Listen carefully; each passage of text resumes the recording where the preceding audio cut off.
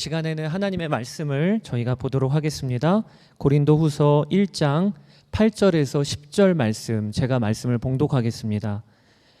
형제들아, 우리가 아시아에서 당한 환난을 너희가 모르기를 원하지 아니하노니 힘에 겹도록 심한 고난을 당하여 살 소망까지 끊어지고 우리는 우리 자신이 사형 선고를 받은 줄 알았으니 이는 우리로 자기를 의지하지 말고 오직 죽은 자를 다시 살리시는 하나님만 의지하게 하심이라. 그가 이같이 큰 사망에서 우리를 건지셨고 또 건지실 것이며 이후에도 건지시기를 그에게 바라노라. 아멘. 자, 9월부터 다시 시작되는 우리 예수동행 목요 집회에 오신 여러분들 정말 잘하셨습니다. 청년들이 많이 모이는 매월 첫 번째 목요일 집회인데, 우리가 이렇게 모이는 것에 가장 중요한 관심은 정말 주님을 바라보자고 하는 겁니다. 예수동행 집회가 도대체 얼마나 많이 모이냐, 이제 이번 9월부터는 우리 서대문 감리교 신학대학교에서만 집회가 하는 것이 아니고 동시에 지금 분당에 있는 미금역 앞에 비올드 처치에서 동일하게 지금 거기도 영상으로 아마 똑같은 우리 청년들 성도들이 모여서 동행 집회에 함께 참여합니다. 앞으로 부산에서도 인천에서도 울산에서도 이 동행 집회의 캠퍼스 교회가 되기를 원하는 교회들이 의논 중에 있는데, 아마 전국에 아마 예수 동행 집회가 동시에 열리게 될 것 같습니다. 우리는 어쩔 수 없는 사람이기 때문에 항상 어느 집회가 사람이 얼마나 모이냐, 얼마나 그 집회가 큰 집회인가 하는 것에 대한 관심이 있게 되죠.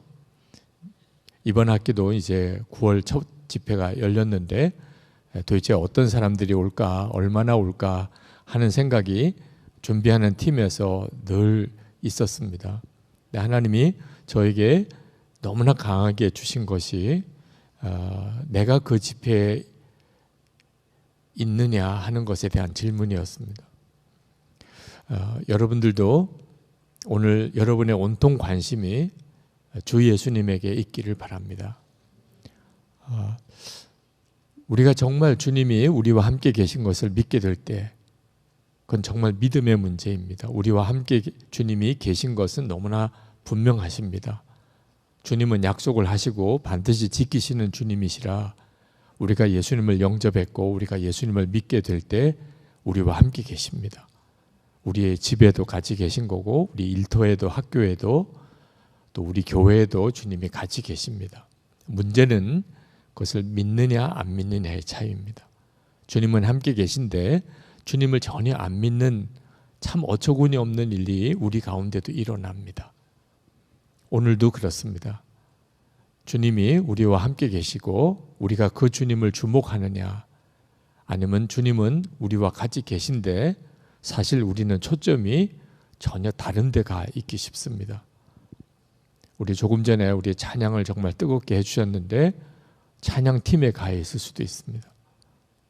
또 설교하는 목사에게 가 있을 수도 있고 또는 간증하는 우리 전도사님에게 갈 수도 있고, 주님이 우리와 함께 계신데 우리의 관심은 도대체 얼마나 많이 모였나에 있을 수도 있습니다. 그건 정말 안타까운 일인 거죠. 우리가 매번 주 예수님이 함께 하시는 집회에 또 예배를 드리면서도 늘 은혜를 받는 것은 아닌 이유가 거기에 있습니다. 우리가 초점이 예수님에게 있지 않은 거예요. 여러분, 오늘 이 밤에도 여러분이 오직 주님을 주목하게 되면 사실 그런 목적으로 예수 동행 집회를 열게 된 겁니다. 우리가 지금 이 시대에 살면서 오직 예수님의 이름으로 예수님만 찬양하고 예수님을 바라보고 기도하고 예수님께만 귀 기울이고 정말 주님이 함께 계신 것을 믿는 성도들끼리 모여서 주님이 함께 계심에 대하여 서로 나누고 또 서로를 위해 기도하는 그런 집회가 어디선가 한 곳은 있어야 하지 않나. 그래서 예수 동행 집회를 시작을 한 겁니다.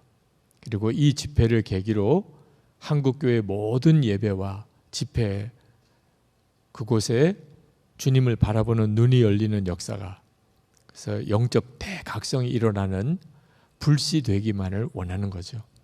오늘도 우리는 여기서 예수님을 바라보는 눈이 뜨였다면 정말 복된 거죠. 오직 그것만을 위해서 왔습니다. 만약에 우리가 이 시간 주님을 바라보는 눈이 열리게 되면, 그러면 우리에게 깊은 통회, 회개의 역사가 일어나게 됩니다. 정말 빛 가운데 주님을 바라보게 되면 전에는 전혀 보이지 않던 내 죄와 허물이 다 보입니다. 강력한 조명이 비추면, 그러면 그전에는 보이지 않던 그런 얼룩도, 또 뭐 거미줄도, 그리고 뿌연 안개도 다 드러나는 거. 빛이 얼마나 강하냐에 따라서 전에는 안 보이던 것이 다 드러나게 돼요. 빛이신 주님을 우리가 정말 주목하게 되면, 그러면 내 마음의 두려움과 염려가 완전히 사라지게 됩니다. 전에는 주님을 바라보지 못했기 때문에 두려워했고 걱정하고 염려하고 살았던 거예요. 근데 주님을 바라보게 되면 갑자기 걱정, 염려가 전혀 없는 사람처럼 됩니다. 뭐가 걱정이야? 뭐가 두려워? 이렇게 되는 거예요. 주님을 바라보는 눈이 뜨이게 되면 전에는 세상 사람들이 가는 것처럼 넓은 길이 좋은 길처럼 보였는데, 이제는 정말 시온을 향하여 가는 아주 좁아 보였던 길이, 그 길이 시온의 대로처럼 보이는 거예요. 야, 이 길이 사는 길이구나. 나는 전에는 정말 바보같이 살았구나. 주님을 바라보는 눈이 열리게 되면 삶의 이유와 목적이 완전히 다 바뀌게 돼요. 우리가 예수 동행 집회를 그렇게 갈망하는 이유가 거기에 있는 겁니다. 주님을 바라보면 모든 게 바뀌어요. 그 예수님을 바라보는 눈이 뜨이게 될 때 우리 안에 일어나는 놀라운 일 중에 하나가 벼랑 끝에 서는 용기가 생겨요. 예수님을 바라보는 눈이 뜨였다는 것 자체가 벼랑 끝에 서게 되는 겁니다. 정말 그렇게 돼요. 여러분이 예수님을 바라보는 눈이 열리게 되면 여기 오기 전처럼 똑같이 살 사람이 아무도 없게 돼요. 여러분 주변에 있는 사람들이 여러분들이 완전히 변했다고 그렇게 느낍니다. 완전히 안 바뀌었다면 오늘 헛온 거예요. 오늘 여러분 집회가 끝나고 집에 돌아갔는데 가족이나 뭐 함께 지내는 사람이 당신 완전히 달라진 것 같아, 이런 말을 못 들었다. 그러면 오늘 저녁에 정말 헛온 거예요. 가족들에게 꼭 물어보세요. 나 달라진 것 같지 않아? 오늘 집에 돌아가서 정말 물어보세요. 꼭 그렇게 되기를 바랍니다. 당신 정말 달라진 것 같아. 그 달라진 것이 그저 외모만 아니고 생각이 완전히 바뀌어요. 아주 벼랑 끝에 서는 거예요. 여러분 절벽 맨 끝에 서 보신 적 있습니까? 정말 다리가 후루들 떨려요. 그 앞에 깎아지른 듯한 낭떠러지를 이렇게 보는 것은 정말 두렵죠. 우리의 삶이 이제 맨 그렇게 살게 되는 거예요. 예수님을 바라보는 눈이 뜨이고 나면 그 삶이 정말 벼랑 끝에 서는 것 같게 돼요. 제가 작년 4월에 은퇴를 했는데, 공식적인 은퇴를 했습니다. 그때 많은 분들이 저에게 물으시기를 은퇴한 느낌이 어떠냐고 묻더라고요. 설명을 해줄 수가 없었어요. 말로 설명이 안 되는 거니까 은퇴해 보시면 압니다, 이렇게밖에 할 수가 없었어요. 네, 은퇴를 안 한 사람은 은퇴를 할 사람의 심정을 아무리 말로 해도 설명을 못해요. 네, 앞을 보지 못하는 사람에게 붉은색을 어떻게 설명해요? 보이면 이게 붉은색이에요. 그러면 그냥 간단히 끝나는 일인데, 도무지 보지를 못하는 사람에게 붉은색을 여러분은 어떻게 설명하시겠어요? 꼭 그 느낌입니다. 그래도 자꾸 물어요. 은퇴한 느낌이 어떠냐고. 그래서 생각난 것이 번지 점프에서 뛰어내리는 것 같다. 그런 비유를 들어드렸어요. 번지 점프대에서 뛰어내리는 것. 여러분 그 느낌은 어떨까요? 뛰어내려 본 사람만 아는 거죠. 그죠? 옆에서 이렇게 쳐다본 사람은 실제로 정확하게 그 느낌은 몰라요. 번지 점프대에 올라가서 그 정말 뛰어내리면 정말 죽을 것 같은 그 끝에, 점프대 맨 끝에 이렇게 섰을 때 그 느낌, 은퇴하는 느낌이에요. 거기서 공중을 향하여 뛰어내릴 때 그때 느끼는 순간의 두려움, 그죠? 은퇴하는 느낌이 꼭 그와 같아요. 근데 참 놀라운 것은 뛰어내렸을 때 그때만 경험할 수 있는 하늘을 나는 그 기분, 하늘을 이렇게 나는 기분, 그죠? 그건 정말 놀라운 일이거든요. 그러니까 번지 점프를 다 하는 거죠. 그죠? 우리가 예수님을 바라보는 눈이 뜨이면 우리의 삶은 아주 그런 형태로 가요. 예수님을 이렇게 바라보게 되면 그러면 내 생각도 감정도 모든 게 다 달라지기 시작합니다. 세상을 보는 눈도 달라지고. 그때 우리의 삶은 마치 이렇게 번지 점프대 끝에 서는 것 같아요. 그 번지 점프대를 뛰어내리는 것 같은. 다른 사람들은 다 이상하게 생각합니다. 근데 그 번지 점프대에서 뛰어내린 사람만 하늘을 나는 그 기분을 느끼게 돼요. 아, 이게 그 느낌이구나. 예수님과 동행하는 삶이 꼭 그와 같은 거예요. 그리고 이것은 하나님께서 우리에게 주신 엄청난 복이에요. 만약에 여러분이 예수님을 믿으시지만 내가 지금 벼랑 끝에 선 것과 같은 느낌은 아니다. 그러면 아직 여러분은 진짜 예수님을 믿고 있는 게 아니에요. 진짜 주님을 바라보는 눈을 뜨고 있는 게 아닙니다. 예수님을 여러분이 정말 만나게 되고 그리고 그 주님을 바라보게 되면 그때 그 느낌이 벼랑 끝에 서게 돼요. 주님이 우리를 그렇게 이끄세요. 제자들에게 예수님께서 5,000명도 넘는 사람들이 모였는데 가지고 있는 먹일 떡은 없어요. 근데 제자들에게 너희들이 먹이라. 세상에 이런 일이 어떻게 있어요? 너희들이 먹이라. 그때 소년이 가져온 오병이어 떡 5덩어리 물고기 2마리로 그 5,000명을 먹이고도 12광주리가 남는 역사를 그때 그들은 경험해요.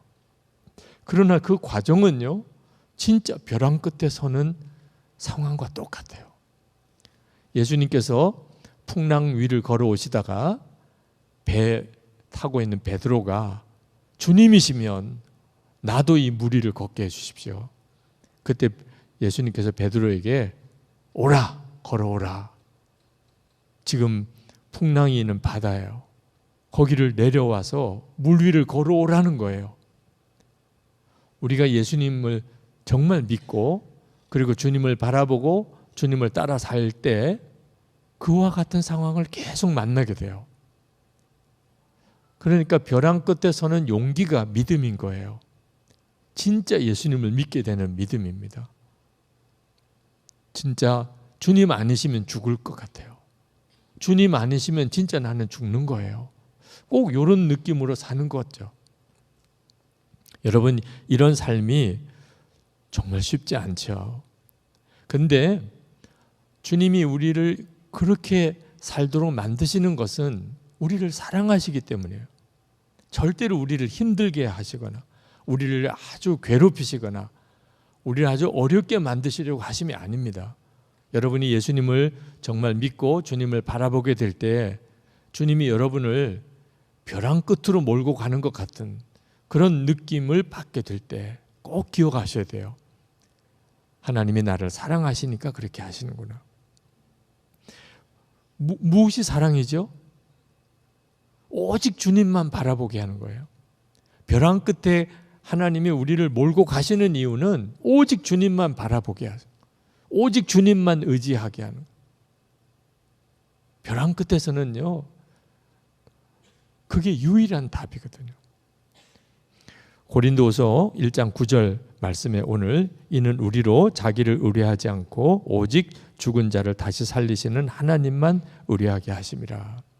자기를 더 이상 의지하지 않, 벼랑 끝에 서는 그런 믿음의 삶을 살아보면 이제 더 이상 나를 의지할 수가 없어요. 내 힘으로는 안 되는 상황이에요. 오직 하나님만 의지하게. 그래서 오직 예수, 이런 표현이 나오게 된 거. 오직 예수, 오직 믿음, 오직 기도, 오직 순종. 그런 표현이 예수님을 바라보는 눈이 뜨인 사람에게 저절로 나오는 거예요. 근데 그렇게 오직 예수님만 의지하고 주님만 바라보고 주님께만 순종하는 바로 그때 비로소 우리는 예수님은 지금도 살아계시고 하나님은 역사를 주관하시고 우리의 인생 아주 세세한 부분까지 하나님이 관여하신다는 것을 그때서 경험하게 돼요. 전에는 하나님이 현실이 아니었어요.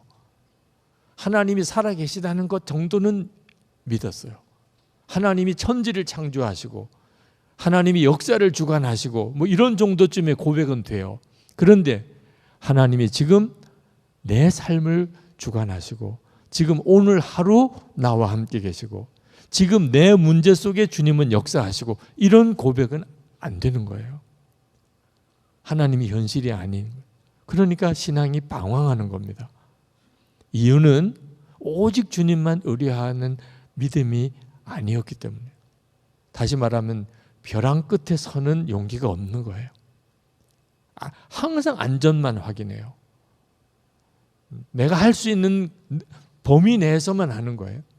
내가 생각하기에 괜찮다고 생각하는 그 상식선에서만 머무는 거예요. 주님을 경험할 수가 없는 거예요. 10절 말씀에 그가 이같이 큰 사망에서 우리를 건지셨고 또 건지시리라. 또한 이후에라도 건지시기를 그를 의지하여 바라노라. 큰 사망에서 우리가 건짐을 받는 역사를 그때 비로소 경험하게 돼요. 그러니까 하나님이 우리를 진짜 사랑하셔서 우리의 삶 속에서 살아계신 하나님을 경험하게 하려고, 하나님은 진짜 살아계시는구나, 삶 속에서 경험하게 하려고, 확신 위에 거하게 하려고, 그리고 진짜 복된 길로 가게 하시려고. 지나고 난 다음에 이게 망하는 길이었구나, 아브라함의 조카 롯이 잘 살아보려고 소돔 고모라 땅으로 갔다가 다 망가져 버렸죠.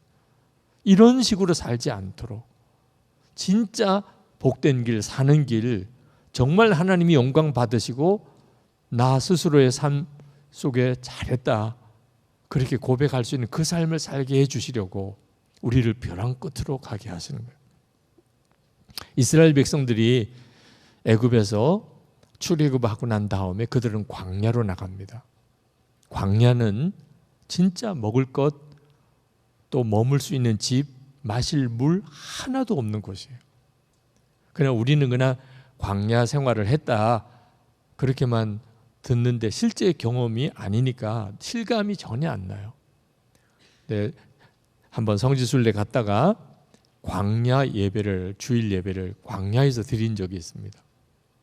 예배 드릴 만한 곳을 찾다가 그 요르단이라는 나라에서 여행자들이 주일 아침에 예배 드릴 수 있는 그런 공간을 찾기가 참 어려웠어요.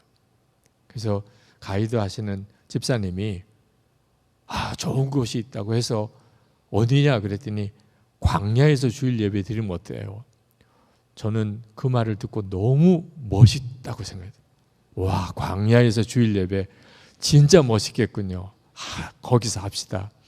광야를 못 가봤기 때문에 멋있게 느끼는 거예요. 여러분들도 아마 들을 때 괜찮네 이런 생각 하시는 분이 있어요. 근데 실제로 차를 타고 쭉 가다가 그 광야, 그 이스라엘 백성들이 40년을 걸어왔던 그 광야, 그 길 한복판에 차를 세우고 내려서 이 도로 바깥에 있는 그 광야 속으로 들어가서 거기서 이제 예배를 드리는데, 그때 도대체 여기서 40년을 살았다는 거야.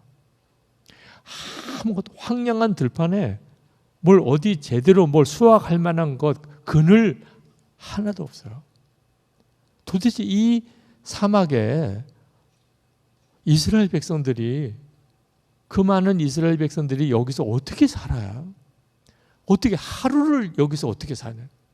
하나님이 그들에게 아침에 만나를 내려주셨어요. 그 만나를 거두어서 하루를 먹는 거예요. 그 사람이 본능적으로 내일도 내릴지 어떨지 모르니까 2, 3일 거 좀 모아두는 심정 있을 수 있죠. 이스라엘 백성들도 그랬어요. 근데 그렇게 2, 3일 거 그러니까 모아둔 그 항아리는 다 썩어버렸어요. 하루 딱 먹을 하루 분만. 그 다음 날은 그 다음 날 주시고 그 다음 날은 그 다음 날. 매일 아침에 그날 먹을 양식만 딱 주어지는 삶. 이 벼랑 끝에 서는 거죠. 하나님이 이스라엘 백성을 그렇게 40년을 먹이고, 이건 정말 잔인하지 않아요? 여러분, 오늘 먹을 것만 딱 가지고 사는 그런 분은 오늘 여기 아무도 없을 거예요. 그래도 뭐 며칠 먹을 거는 가지고 있으실 거예요. 집에 가면 라면이라도 있든지 뭐 다 그렇게 하실 거예요. 내일 아침 먹을 게 없어요. 아침에 눈 뜨고 문 열면 거기에 그날 먹을 거 그날 주어지는, 신기하긴 할 거예요. 처음 며칠은. 그러나 그걸 40년을 그렇게 살으라, 죽으라는 거지, 이런 느낌일 거예요. 이스라엘 백성들은 그렇게 살았어요. 완전히 벼랑 끝으로 몰린 거예요. 그러면서 이스라엘 백성이 된 거예요. 전적으로 하나님만 의지하고 주님께만 구하고 하나님의 역사만 바라고, 그래서 하나님의 백성이 그렇게 된 거예요. 그러니까 하나님이 우리를 벼랑 끝으로 모실 때 그건 하나님의 사랑이에요.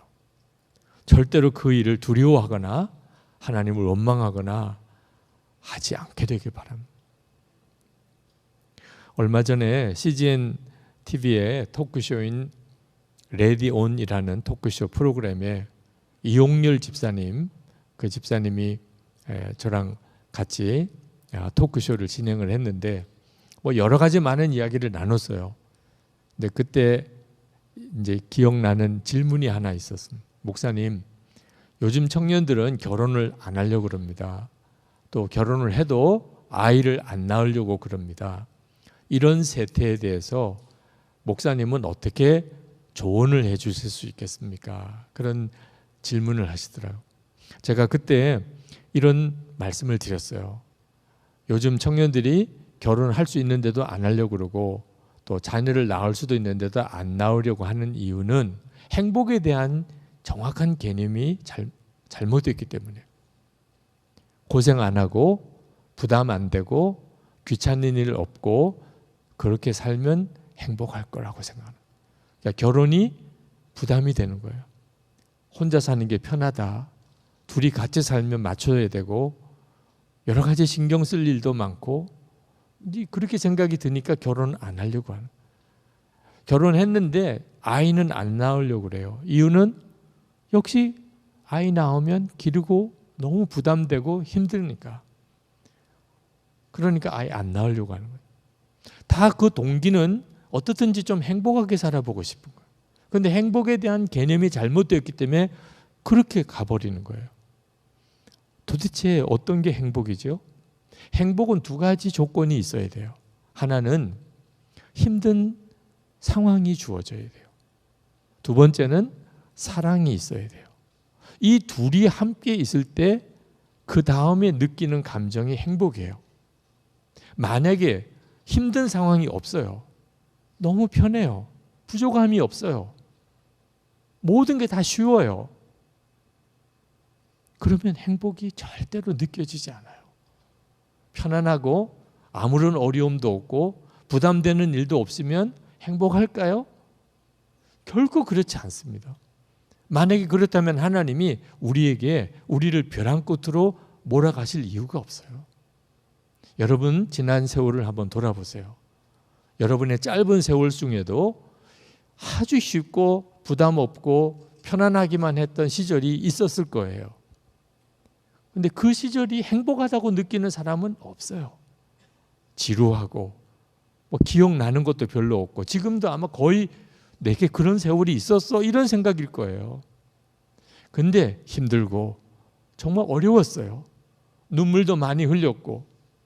그런데 그때 사랑하는 사람이 같이 있었어요. 가족들이 있었다거나, 또는 사랑하는 어떤 연인이 있었다거나, 또는 사랑하는 전우가 있었다거나, 또는 사랑하는 동기들이 있었다거나, 그러고 난 다음에 지나고 나면, 만나면 그때 이야기를 하게 되는 거예요. 우리 그때 정말 힘들었잖아. 그때 너무 어려웠지. 근데 그게 다 아름다운 추억들이에요. 그때 사랑하는 사람과 함께 겪었던 어려움. 그게 행복이라는 거예요. 지나고 나. 그러니까 고난이 없는 삶은 행복을 포기한 거예요. 결혼, 하나님이 우리를 행복을 위해 주신 거예요. 사랑하는 사람과 함께 두 사람이 가정을 이루어가는 일 쉽지 않아요. 그렇지만 지나고 나면 그게 너무 행복한 거예요.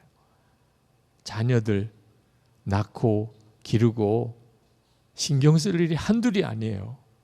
그런데 지나고 보면 그 아이들 때문에 내가 살았다는 걸 알게 돼요.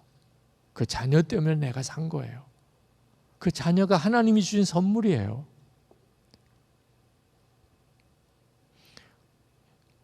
싫지만 유익한 것이 있어요.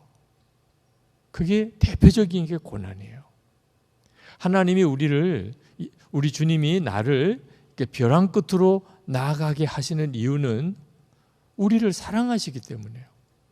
진짜 우리의 삶에 가장 중요한 것을 경험하게 하시려고. 물론 극단적으로 무조건 힘든 게 좋은 거다, 그런 뜻은 아니에요. 무조건 힘든 게 좋은 거다. 이제는 내 판단, 내 생각 다 내려놓고 더 이상 이게 좋아, 이게 나빠, 나는 이렇게 하고 싶어, 나는 이건 싫어, 이런 나 중심의 판단과 생각을 십자가에 못 박고 이제는 주님이 원하시는 대로 가겠습니다. 주님이 하라는 대로 하겠습니다. 내게는 예수님이 계시니까요. 예수님이 내 생명이 되셨고 내 왕이시니까 당연히 그렇게 해야 하는 거죠.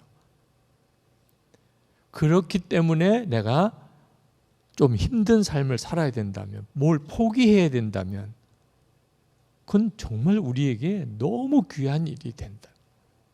그래서 그렇게 사는 용기가 있어야 돼요. 벼랑 끝에 서는 용기가. 제가 선한목자교회 부임하게 되었을 때 가장 어려운 문제는 이제 예배당을 완공해야 되고 건축비를 상환해야 되는 도무지 감당할 수 없는 정말 무거운 과제가 저에게 주어졌어요. 그런데 그때 참 감사하게도 저는 이 예배당 공사를 완공하고 건축비 부채를 상환하는 것에 목적을 두지 않고 그때 주 예수님을 붙잡았어요. 제가 부임 예배 때 그때 설교했던 내용의 핵심이 우리는 이제부터 예수님을 바라봅니다. 그게 그때 제 믿음이었어요. 근데 예수님만 붙잡고 주님만 바라보게 되니까 점점점 어려운 결정을 해야 되는 거예요. 이게 예배당도 다 완공해야 되고 건축비도 다 상환해야 되고 그 큰 예배당도 교인으로 가득 채워야 될 이런 엄청난 부담이 저에게 왔는데 주님은 정반대로만 가게 만드시는 것 같아요. 자, 교인이 왔어요. 그 교인이 우리 교인이 되는 등록 과정을 교회에 출석하면 바로 교인으로 등록시키지 말라. 10주 동안 그 한 사람 한 사람을 1:1 양육을 다 10주 동안 하고 마지막에 선한목자교회로 정말 와야 될 간증을 간증문으로 써낸 사람만 등록을 받으라.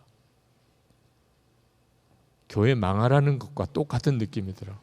아니 오자마자 등록시키고 당신은 우리의 교회 교인입니다. 가서 명패 그 다음날 월요일날 갖다 붙이고 이렇게 해도 교인이 될까 말까. 그런데 10주 동안 양육 끝내고 그리고 간증문까지 써내고 그 간증문을 교인들 앞에서 다 간증문을 낭독하고 그제서야 등록받겠다.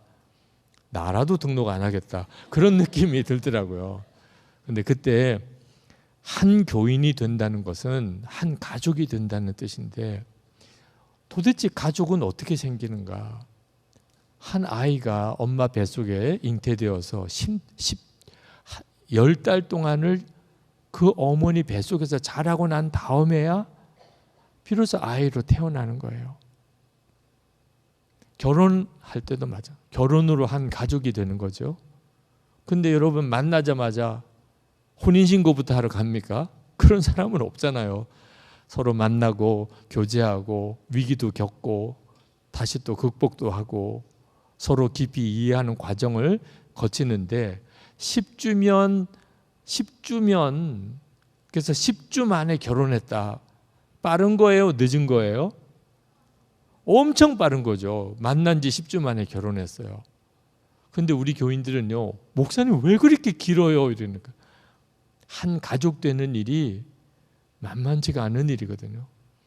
절대로 교인 수 신경 쓰지 말고 정말 진짜 교인 공동체를 만들라. 교회 부채, 목사님 우리 교회 도대체 건축비 부채가 얼마예요? 그런 건 신경 쓰지 마세요. 그냥 열심히 기도하고 신앙생활 하시면 됩니다. 이 교회 부채가 많은 것은 감추고 싶어요. 왜? 얼마입니다 그랬다가 안녕히 계세요. 꼭 이렇게 될 심리예요. 아, 이렇게 부채가 많아요? 그 교회 부채 공개하는 것은 정말 어려운 일이에요. 근데 하나님이 감출 게 따로 있는 거지. 우리가 다 같은 믿음의 한 가족인데 도대체 우리가 얼마 정도의 부채가 있는지 다 교인도 알아야지. 안녕히 계세요. 그러면 그분은 가족이 아닌 거지. 그래서 연말에 우리 교인 전체 총회를 할 때 교회 재정을 있는 그대로 다 공개를 했습니다. 예배당도 우리 새 예배당 한 3,000명 정도 모이는 예배당인데 그 예배당도 다 안 찼는데 옆에 있는 이웃 미자리 교회에 교인들을 파송하는 일을 시작을 했어요. 하나님 여기라도 다 차면 보낼게요. 그때 보낼 거라면 지금부터 보내라. 정말 하나님은 왜 이렇게 하시는지 모르겠더라고요. 네. 건축비 상환을 빨리 해야 되는데 교인들이 11조 감사헌금 다 선교비도 해야 되고 교육비도 해야 되고 구제비도 보내야 되고 교회 살림살이가 너무 많아요.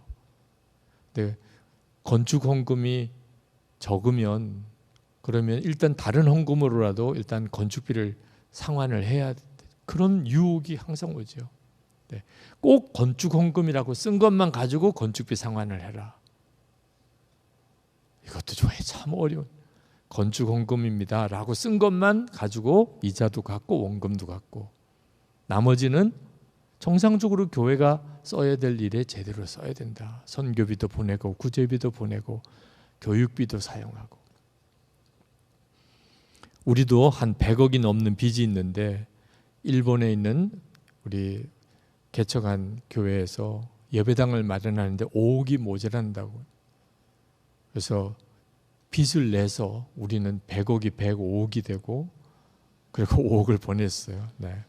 그때 우리 느낌은 100억이나 105억이나 뭐 그게 그거더라고. 네. 5억 하나 더 붙었다고 그래서 뭐 갚을 수 있을게 갚을 수 없는 거가 되거나 그런 게 아니고 애초에 갚을 수 없는 빚이니까. 네. 어디서 그런 용기가 났는지는 모르겠어요. 교회 재정을 아끼고 절약해서 사용하는데 꼭 어디서 도와달라는 말이 와요. 돈이 없는 건 아니야. 그러면 보내야지. 그래서 있는 돈 팍팍 긁어서 보내고 또 긁어서 보내고. 재정 장로님이 엄청 힘들어 하셨어요. 아니 목사님 어떻게 이렇게 하십니까? 거짓말을 못 하겠어요. 돈이 없으면 없어요 이렇게 이야기할 텐데 조금 있어요. 그럼 그거라도 주세요. 그러면 보내야죠 뭐. 교단에 보내는 부담금도 정직하게 다 보내고 방송설교 해달라는 요청이 오는데 보니까 방송설교 헌금을 해야 되더라고. 방송국에 안 합니다 우리. 그래서 또 방송설교도 안 하고 어느 날 금융위기가, 전 세계적인 금융위기가 터졌어요. 2008년에. 교인들도 재정적으로 엄청 어려워지기 시작. 헌금이 정말 어려워지기 시작. 하나님 이거 어떻게 해야 됩니까? 그때 하나님께서 헌금이 기쁜 사람만 헌금하게 하라. 교인들은 다 얼굴이 정말 사색같이 됐어요. 교인은 빚도 많죠. 올해도 건축 헌금은 해야죠. 이거 언제까지 해야 되나? 정말 교인들의 심정은 그런 심정이더라고요. 그때 교인들에게 헌금이 기쁜 사람만 하세요. 헌금이 힘든 사람은 안 하셔도 됩니다. 교인들의 얼굴에 거의 그날 속주의 은혜를 받은 것 같은 느낌이었어요. 얼마나 편안해 하시는지. 그럼 안 기쁘면 안 해도 됩니까? 기쁘지 않은구나. 기쁘지 않은 헌금을 하나님이 받으실 리가 없습니다. 기쁜 헌금 하고 싶어. 정말 목사님 진짜 저는 헌금하고 싶어요. 그런 분은 또 말리지 마. 그런 분들은 하고 싶어서 하시는 거니까. 근데 그 해부터 원금 상환이 이루어졌어요. 이자만 겨우 갚아가던, 참 그것도 신기한 일이죠. 교회 부지 내에 탈북 청소년 학교를 건축하는 일을, 우리 교회 부채도 여전히 많은데 탈북 청소년들을 위한 학교 건물을 건축을 해야 되는 일. 도무지 주님은요 계속 벼랑 끝으로 몰아가시는 거예요. 근데 그때 제 마음에 이렇게 해도 교회가 부흥한다면, 성장한다면 이건 하나님이 하신 거죠. 그런 정말 마음에 반전의 믿음이 생기더라고요. 벼랑 끝에 서는 것이 점점점 용기가 생기는 거예요. 하나님이 하실 일이 기대가 되는 거예요. 자, 이런 말을 들으면 여러분 중에 목사님 저는 못해요. 정말 나 그렇게는 신앙생활 하기 어려워요. 지금도 힘든데 벼랑 끝에까지 서야 됩니까? 이런 분들이 틀림없이 계실 거예요. 네. 이유는 마귀가 우리의 판단을 완전히 왜곡시켜 놓았기 때문에. 여러분이 그 사실을 정확히 알아야 돼요. 그래서 쉬운 길은, 그러니까 복된 길은 오히려 어렵게 느껴지고 정말 망하는 길이 쉬운 길처럼 보이는 거예요. 마귀가 우리 판단을 완전히 왜곡시켜 놨어요. 진리는 거짓이라고 느끼고 거짓이 진리처럼 이렇게 믿어지는. 요즘 세상이 그런 세상이에요. 우리에게도 똑같아요. 정말 하나님이 주신 축복의 길은 그건 어려워서 못하겠다. 근데 진짜 망하는 길은 그건 막 정말 저절로 하게 되는. 여러분 절대로 여기서 속으면 안 돼요. 디트리히 본헤퍼가 유럽 교회가 몰락한 이유, 고난을 거부하고 문화적인 기독교로 전락했기 때문이라 그렇게 지적을 했어요. 유럽 교회가 왜 이렇게 됐나? 어느 순간부터 더 이상 성도들이 교회가 고난을 싫어해요. 사람의 본능과도 같은 거죠. 그리고 기독교는 서서히 그냥 문화적인 현상처럼만 되었어요. 완전히 교회는 영적으로 확 꺾어진 거예요. 평생 다른 사람들이 부러워할 만한 그런 여유로운 삶을 사신 분이, 장로님이 한 분 계신데, 어느 날 목사님 한 분에게 아주 참 어려운 고백을 하셨어요. 점점점 두려워진다는 거예요. 나이가 들어서 이제 하나님 앞에 갈 때가 가까우는데 점점 두려워진다. 그래서 그 목사님이, 아니 장로님처럼 정말 다복하게 사신 분, 하나님이 장로님처럼 복을 주신 사람이 또 있겠나, 그렇게 생각되는데 왜 두려우시냐. 그랬더니 그분이 이렇게 이야기를 했어요. 나는 평생 한 번도 믿음의 모험을 해본 적이 없습니다. 평생 안전한 길, 무난한 길, 편안한 길만 걸었습니다. 그런데 이제 하나님 앞에 설 때가 가까워옴을 느낍니다. 그런데 주님 앞에 서면 나는 뭐라고 말씀하실까? 그게 걱정이 됩니다. 자, 평생 편안하게 살았어요. 힘든 일, 모험되는 일, 부담되는 일 안 했어요. 실제로 뭐 경제적으로도 모든 환경도 또 본인이 가지고 있는 어떤 지적인 능력도 뛰어나서 소위 우리나라에서 제일 그래도 여유로운 층에서 누릴 것을 다 누리고 사셨어요. 교회에서도 장로님이 되셨고 또 많은 사람들이 좋아하고 존경하는, 야, 이 정도면 진짜 누구나 부러워할 일이죠. 그런데 그 장로님이 이제 주님 앞에 갈 날이 가까웠는데 주님 앞에 서는 것이 두렵다는 거예요. 이유는 뭐죠? 고생 한번 해본 적이 없어요. 복음 때문에, 믿음 때문에 주님께 순종하기 위하여 나는 한 번도 어떤 모험의 신앙을 살아본 기억이 없어요. 과연 주님이 나를 어떻게 기억하실까? 그게 갑자기 두려워진다. 북한 성도들의 신앙 고백문 읽은 적이 있어요. 여러분도 아마 혹시 어디서 보신 적이 있을지 모르겠어요. 예수님 전사들의 수칙, 예수님의 제자를 그들은 전사들이라고 그렇게 표현했어요. 북한식이죠. 예수로 혁명화하자. 이것도 또 북한식이에요. 네. 5가지 강령이에요. 첫째, 예수 믿는 사람은 천대받게 되어 있다. 그것이 긍지요 기쁨이다. 예수 믿는 사람들은 고난을 당하게 되어 있다. 이것이 우리의 영광이요 승리다. 2번째, 칭찬받는 것보다 욕먹는 것을 먼저 배워라. 3번째, 우리 예수 믿는 사람은 인민의 눈물을 닦아주고 서로의 눈물을 닦아주며 주위의 모든 고통당하는 자들의 위로자가 되어야 한다. 4번째, 사랑이 사랑을 낳고 또 그 사랑이 새로운 사랑을 낳고 그 사랑으로 인하여 많은 사람들을 예수님의 전사로 만들어야 한다. 5번째, 성경이라는 잣대로 제일 먼저 살아가야 한다. 북한이라는 상황에서 예수를 믿는 사람들은 어떻게 살아야 되나? 요 5가지 강령의 느낌이 확 와요. 그들은 예수 믿는 것은 고난이라고 아예 전제하고 예수를 믿어요. 예수 믿으면 죽을 수도 있다는 것을 그들은 알아요. 왜? 성경이 그렇게 이야기하고 있고 또 실제로 그들 주변에 예수 믿는 사람은 다 그렇게 살았어요. 그러니까 아주 이것이 당연해요. 여러분, 우리도 북한에 있는 우리 예수 믿는 성도와 우리와 정말 거리상으로 얼마나 가까이 있는지 몰라요. 이게 바로 벼랑 끝에 서는 용기예요. 예수를 믿는다? 그러면 내 삶은 이제 벼랑 끝에 서는 것과 같아요. 여러분에겐 그 용기가 있나요? 여러분이 예수를 믿으시는데 여러분은 정말 벼랑 끝에 서는 그 느낌인가요? 저희 할아버지께서 6.25 전쟁 때 순교하셨어요. 저는 한 번도 뵌 적이 없습니다.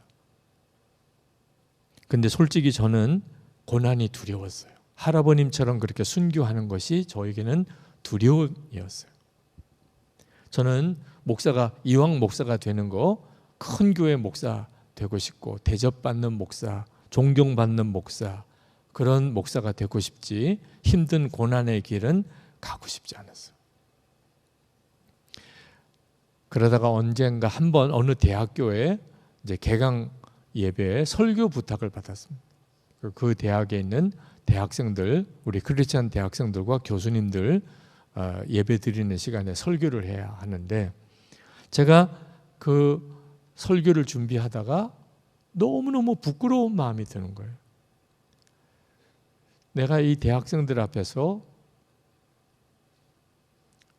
도대체 내 삶으로 그동안에 하나님께 순종하며 삶으로 인하여 겪었던 고난이 무엇이라고 이야기해야 되나?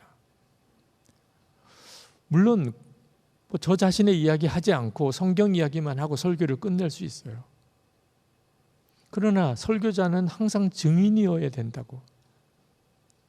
근데 저는 예수님 때문에 겪었던 고난, 그 고난에 대해서 아무리 제 삶을 돌아봐도 딱 이걸 하고 짚을 게 없더라고요. 아버님이 목회하면서 고생하신 거, 어머님이 신학교 다닐 때 돌아가신 거, 할아버님은 아예 6.25 전쟁 때 순교하신 거. 근데 저는 좋은 길, 편안한 길, 그저 대접받는 목회 길만 왔던 것 같아요. 제가 그때 알았어요. 아, 진짜 복된 길은 돌짝밭길, 가시길, 험한 길, 고난의 길이구나.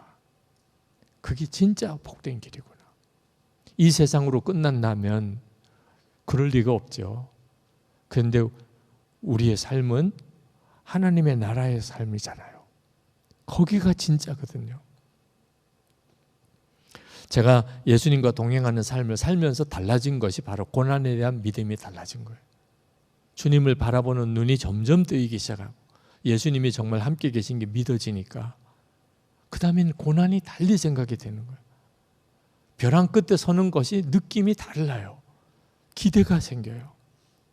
주님을 더 새롭게 경험하는 그런 기회가 된 것 같아요.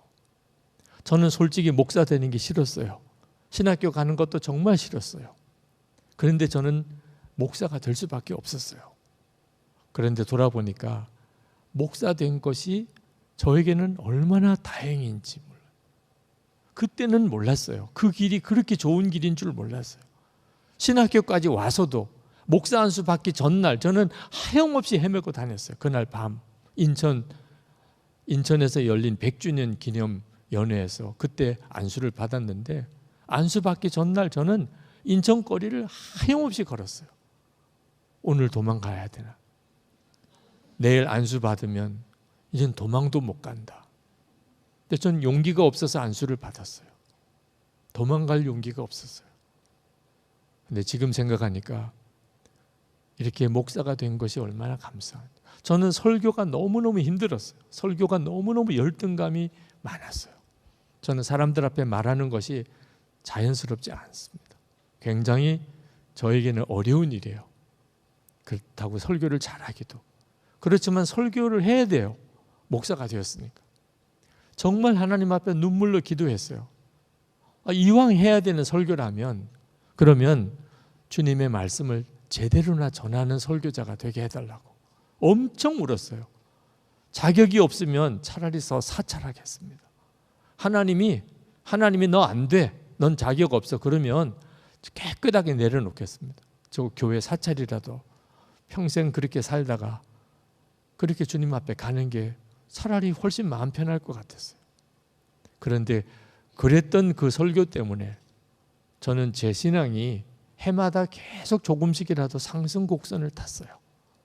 말씀을 통해서 가장 먼저 은혜 받았고 가장 많은 은혜를 받았고 말씀이 저를 계속해서 깨우고 살렸기 때문에 그렇게 힘든 설교가 저를 살린 거예요.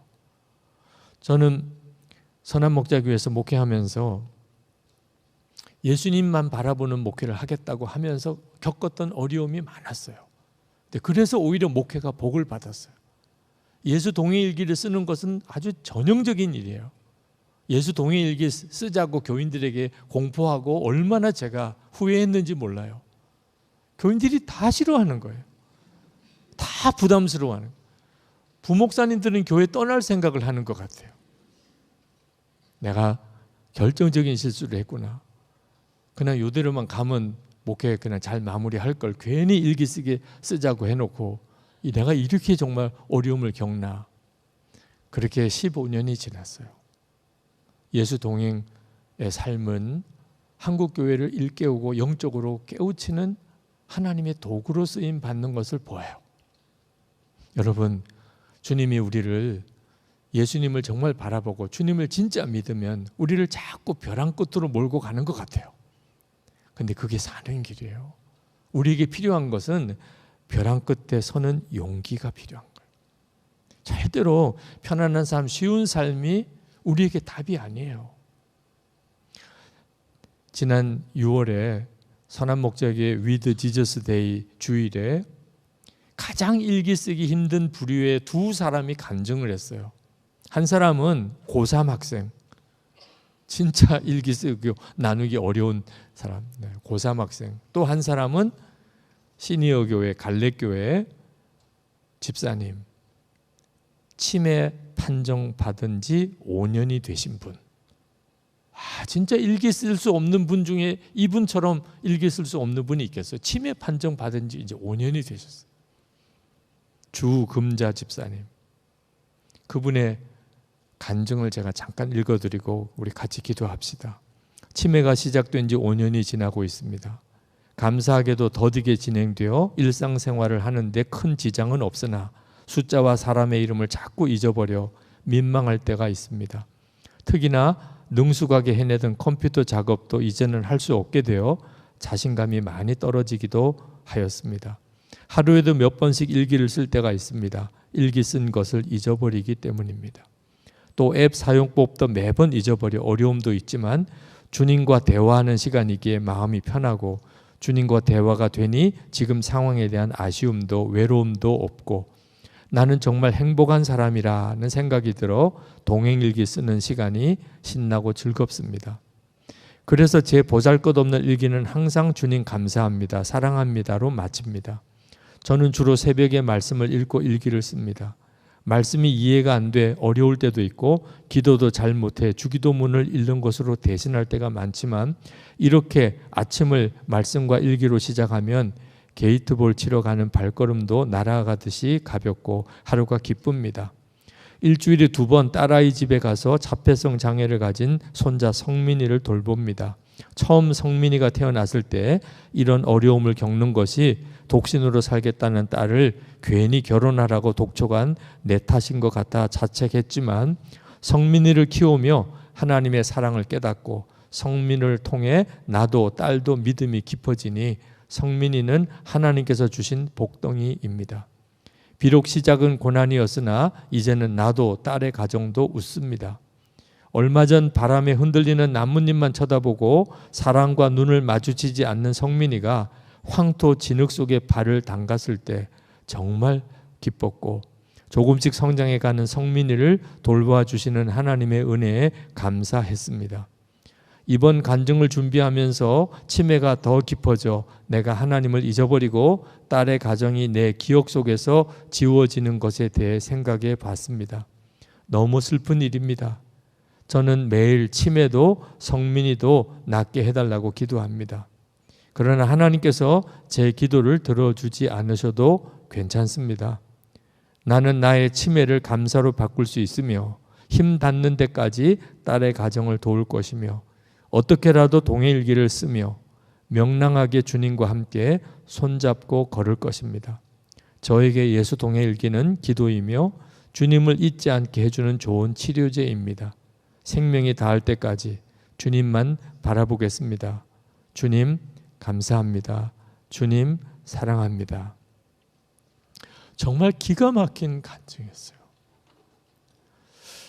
정말 우리가 주님을 바라보고 진짜 주님을 믿으면 비록 내 삶이 지금 벼랑 끝에 서는 것 같은 상황일지라도 걱정이 안 돼요. 오히려 기대가 돼요. 주님은 얼마나 놀라운 일을 나에게 주시려고 나를 이렇게 이끄시나. 오늘 여러분, 특히 우리 청년들, 여러분의 삶에 주님을 여러분이 진짜 믿게 되고 주님을 바라보게 된 것은 정말 말할 수 없는 복이에요. 청년 때부터 주님과 동행하는 훈련을 계속해 나가셔야 해요. 기복이 있지 않기를 원하는 거예요. 청년 시절에 결혼하기 전에 잠깐 동행일기도 써봤어. 그러다가 60이 되어서야 이렇게 되지 않기를 바라는 거예요. 여러분이 지금부터 주님과 동행하는 삶을 살면서 그렇게 20대를 보내고 30대를 맞고 30대 중반이 지나고 40을 바라보며 여러분 정말 놀라운 일을 여러분이 경험하게 된 거예요. 그렇게 되기를 바라는 거예요. 오늘 이 시간에 우리가 이제 같이 기도하게 될 텐데 하나님, 이 시간에 저는 주님께 저 삶 전체를 맡깁니다. 주님께 정말 저를 완전히 드립니다. 주님이 저를 어디로 이끄시는지 저는 더 이상 묻지도 그것 때문에 고민하거나 또는 괴로워하지도 않겠습니다. 주님이시면 됩니다. 주님과만 함께 할 겁니다. 주님께 저 삶 전체를 맡겨드립니다. 제 길을 저보다 더 잘 아시는 주님, 오늘 저에게 말씀하소서, 깨닫게 하소서. 그리고 제 마음속에 있는 두려움과 염려를 주님 안에서 해결받기 원합니다. 제가 바로 어제까지 오늘 아침까지도 은밀한 죄, 습관적인 죄에 묶여 살았습니다. 이 시간에 보혈로 깨끗하게 씻어주소서. 다시 시작하게 하소서. 주님을 붙잡고 다시 일어나게 해주소서. 우리 주품의 찬양 부르고 그리고 기도하겠습니다.